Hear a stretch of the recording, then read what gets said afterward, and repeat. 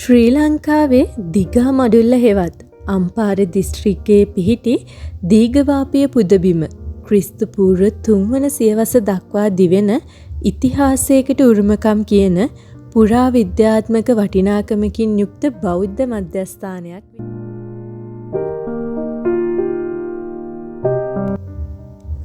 මහා වංශයට අනුව දීඝවාපිය වෙත බුදුරජාණන් වහන්සේ වැඩි බවත් උන්වහන්සේ භාවනානුයෝගීව වැඩ සිටි ස්ථානයේ පසු කාලීනව චෛත්‍යයක් ඉදි වූ බවත් සඳහන් වෙනවා.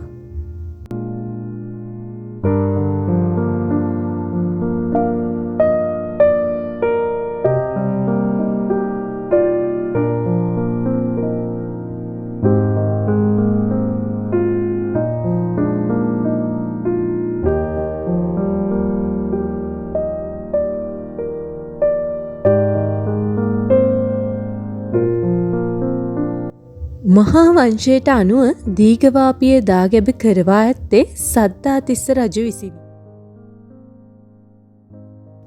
මෙම ස්ථානයේ තිබෙන විශේෂම ඉදිකිරීම වන දාගැබ සීමාවේ සිට සැතපුම් 1.5 පමණ දුරකට නටඹුන් විසිරී තිබෙන බව හඳුනාගෙන තිබෙනවා.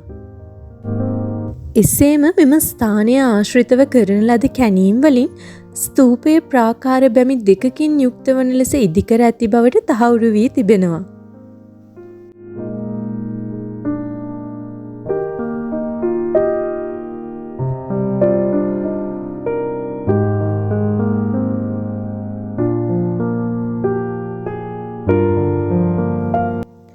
වාහල්කඩ නිර්මාණයද මෙම ස්තූපය ආශ්‍රිතව හඳුනාගත හැකියි.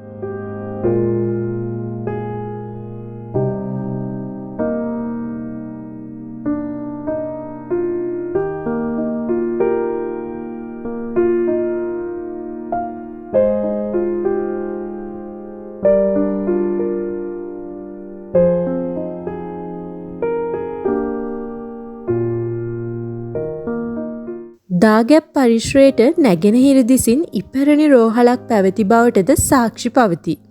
එහි වූ බෙහෙත් තොරුවක සාධක වර්තමානයේද දැකගත හැකිවේ.